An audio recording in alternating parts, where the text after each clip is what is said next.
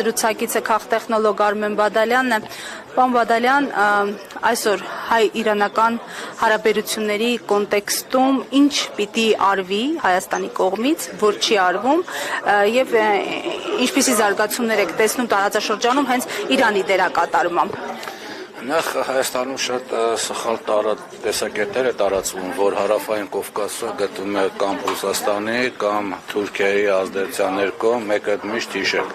վերջին մի քանի տարվա կատարված հատկապես հաշվի առնելով, միջև դա էլ իհարկե, մի քիչ ալեթուր, բայց վերջի 4 տարին, 5 տարին հաշվի առնելով, հարավային Կովկասը գտնվում է Ռուսաստան, Թուրքիայի, Իրան ազդեցության ներքո, այսինքն երեք կողմերն էլ իրավաչափ ազդեցիկ են այս տարածաշրջանում եւ պետք չէ մոռանալ Իրանի ազդեցությունը, որ Հայաստանը չգիտես ինչի մոռանում է եւ միշտ Թուրքիա կամ Ռուսաստան ասում։ Այդպես չէ։ Չհաշված որ հարավային Կովկասում իր ազդեցություն ունի նաեւ Եվրոմիությունը եւ նախկինում ուներ Միացյալ Նահանգները։ Այսինքն հիմա առնվազն 3 ակտիվ, մեկը կիսաակտիվ ազդեցություն ունի։ Ինչ վերաբերում է հարցի երկրորդ մասին, ինչ պետք է անի հայ-իրանական հարաբերությունները ապրապնդելու համար, մենք կարող ենք ասել, որ Հայաստանի իշխանությունները այսօր խուսափում են Իրանի հետ հարաբերությունները ապրապնդել։ Առաջին, մենք չենք նկատում խոշոր տնտեսական միջոցառումներ, եթե անգամ նկատում ենք, ինչպես տեղնեցավ Ավանում այդ իրենց հայտնի առևտրի ուրեմն կետրի բացմանը, դա շուտ իրանական կողմի նախաձեռնություն էր, որը հայկական կողմից այդքան էլ ոնց որ թե մեծ ոգևորությամբ չընդունվեց, որտեղ համարժեք մասնակցություն չեղավ սա մեկ եւ երկրորդ ամենակարևորը դա Իրանի հետ,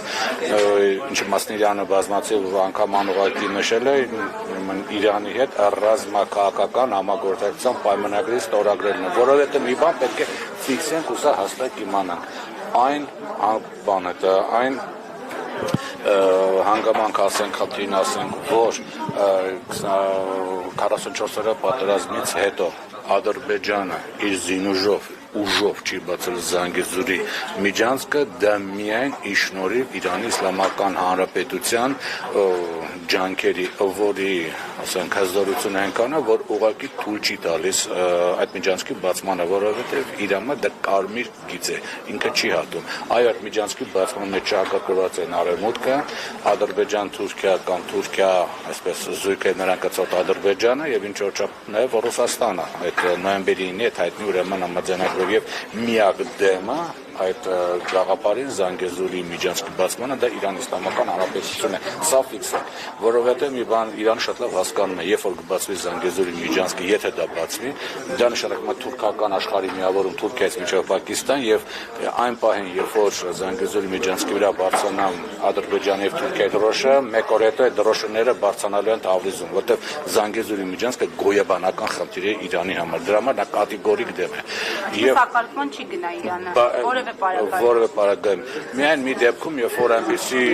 վիճակի գցեն Իրանին, հարձակվեն, ջարդեն, գրավեն, վերացնեն այդ պետությունը, որ ինքը այլևս չկարողան անել, բայց այս պայմանությամբ մենք դա չենք տեսնում, որտեղ